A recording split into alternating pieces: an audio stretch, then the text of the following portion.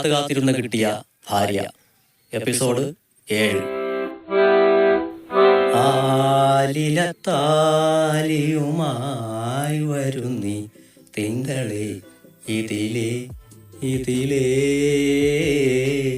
ആവണിപ്പൊയ് കയ്യിൽ നാണമൊല്ലും ആമ്പലോ അരികേ.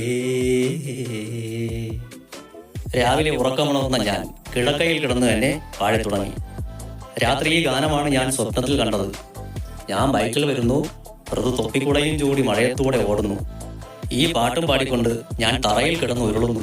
നല്ല രസമായിരുന്നു. രാത്രി മുഴുവൻ ഫോണിൽ പെണ്ണിനോട് സംസാരം, വെളുപ്പാൻ രാവിലെ പാട്ട്. ഈ ചെറുക്കം ഉറങ്ങേയില്ല, മറ്റുള്ളവരെ ഉറക്കേയില്ല. അച്ഛൻ വലിയ ശബ്ദത്തിൽ വാതിൽ വലിച്ചു തുറക്കുന്നതും തറയിൽ ആഞ്ഞു ചവിട്ടുന്നതും കേട്ടു. ഈ മനുഷ്യന് എന്തിൻ്റെ കേടാണ്? കാലിൽ വല്ല ഒളുക്കം വന്നാൽ ഞാനല്ലേ കാശ് ചിലവാക്കേണ്ടത്? ഞാൻ കല്യാണം കഴിക്കാൻ പോകുന്ന പെണ്ണിനോട് രാത്രി ഒരു 3-4 മണിക്കൂർ സംസാരിക്കുന്നതിന് അച്ഛനെന്തിന് കുണ്ടിതപ്പെടുന്നു? ഞാൻ ആലിൻ്റെ മൂട്ടിലെ രമണിയോടല്ലല്ലോ, എൻ്റെ ഭാവി ഭാര്യയോടല്ലേ സംസാരിച്ചത്. ഇങ്ങനെയൊക്കെ രോക്ഷത്തോടെ ഞാൻ ചിന്തിച്ചു. അതിനുശേഷം കട്ടിലിൽ ആഞ്ഞ് ചവിട്ടി പുതപ്പ് കടിച്ചു കുടഞ്ഞു. നിക്കറിൻ്റെ ഇലാസ്റ്റിക് വലിച്ചു പൊട്ടിച്ചു. എന്നിട്ടും രോക്ഷം അടങ്ങിയില്ല. ചെറുക്കൻ ഇപ്പോഴേ പെണ്ണിൻ്റെ അടിമയായി. രാവിലെ എണീറ്റ് അവൾക്ക് ഫോണിൽ പാട്ട് പാടി കൊടുക്കുകയാണ്. ഉണർത്ത് പാട്ട്. അമ്മായി അമ്മയായി രൂപാന്തരം പ്രാപിച്ചുകൊണ്ടിരിക്കുകയാണ്. ഇത് ഉണർത്ത് പാട്ടല്ല, ആർത്തനാദമാണ്. ആർത്തനാദം. അച്ഛൻ്റെ പരിഹാസം.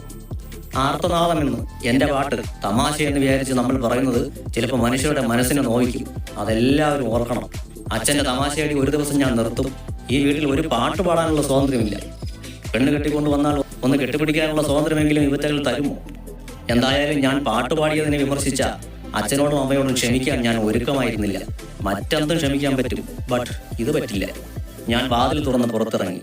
അലസരായി ഇരിക്കുമ്പോഴാണ് മനുഷ്യരുടെ മനസ്സിൽ തെറ്റായ ചിന്ത വരുന്നത്. അതുകൊണ്ട് ഇവരെ ഒന്ന് ആക്റ്റീവ് ആക്കണം. അമ്മേ, കുളിക്കാൻ ചൂടുവെള്ളം. ആദ്യം അമ്മ ആക്റ്റീവ് ആകട്ടെ. മോനെ, അതിന് വലിയ തണുപ്പൊന്നുമില്ലല്ലോ. അമ്മയ്ക്ക് അത്ഭുതം. തണുപ്പുണ്ടെങ്കിലേ ചൂടുവെള്ളത്തിൽ കുളിക്കാവൂ എന്ന് ഏത് പുസ്തകത്തിലാണ് എഴുതി വച്ചിരിക്കുന്നത്? ഞാൻ ഗൗരവത്തിൽ അമ്മയെ നോക്കി. പിന്നെ തിരിച്ചൊന്നും പറയാതെ അമ്മ സ്ഥലം കാലിയാക്കി. ഇനി അച്ഛന്. അച്ഛാ, മലയിലെ മാമനെ കാണാൻ പോണം. ഓ, നാളെ പോകാം. അച്ഛൻ ആക്റ്റീവാകുന്ന ലക്ഷണമില്ല.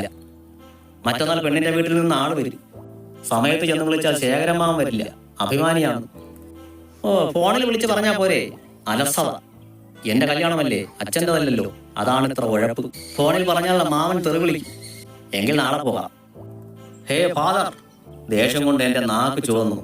മലയിലെ മാമനെ മാത്രമല്ല, എല്ലാ മാമന്മാരെയും ചിറ്റപ്പന്മാരെയും അപ്പൂപ്പന്മാരെയും അമ്മൂമ്മമാരെയും ഒക്കെ വിളിക്കണം. മാമിമാരെയും കുഞ്ഞമ്മമാരെയും പ്രത്യേകം ക്ഷണിക്കണം. ആദ്യമായി പെണ്ണ് വീട്ടുകാർ ഉണ്ണികൃഷ്ണന്റെ വീടായ വൃന്ദാവനത്തിൽ എത്തുമ്പോൾ ഒരു വൻ ജനാവലി തന്നെ അവരെ സ്വീകരിക്കാൻ ഉണ്ടായിരിക്കണം. ചെറുക്കൻ ബന്ധുക്കളും സ്വന്തക്കാരും ഇല്ലാത്ത ഒരുത്തനാണെന്ന് പെണ്ണ് വീട്ടുകാരെ കൊണ്ട് പറയിക്കരുത്. ഇത് എന്റെ ഒരു വാശിയാണ്. എല്ലാവരെയും ഞാൻ തന്നെ പോയി വിളിക്കണോ? അച്ഛൻ വാ വിളിച്ചു.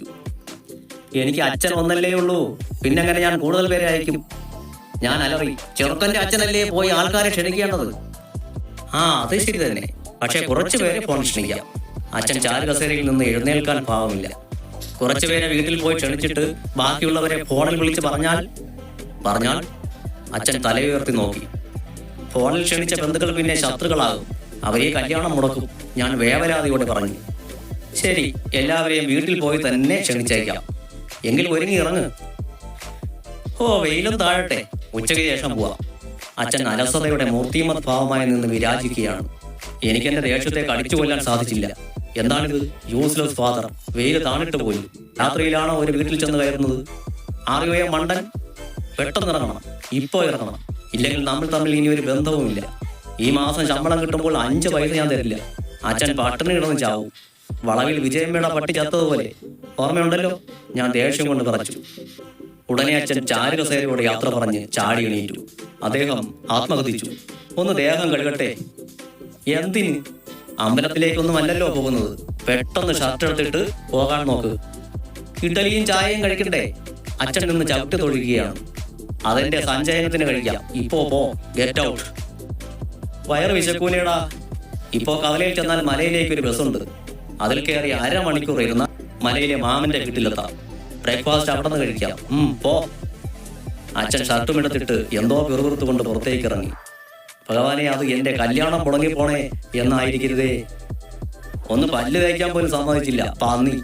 അച്ഛൻ തിരിഞ്ഞു നിന്ന് എന്നെ നോക്കി പ്രാകി. ഒന്ന് വേഗം പോ, ഇന്ന് തന്നെ എല്ലാ വീട്ടിലും പോണം. ഞാൻ ബഹളം കൂട്ടി. അച്ഛൻ സ്പീഡിൽ നടന്നു പോയി.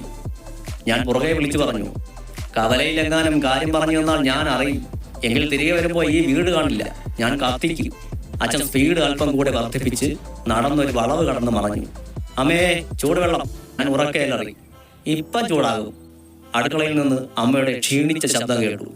അങ്ങനെ അച്ഛനെയും അമ്മയെയും രാവിലെ തന്നെ ആക്റ്റീവാക്കി. ഇനി അവരുടെ മനസ്സിൽ ദുഷ്ചിന്തകൾ ഉണ്ടാകില്ല. ഞാനൊന്ന് ദീർഘനിശ്വാസം വിട്ടു.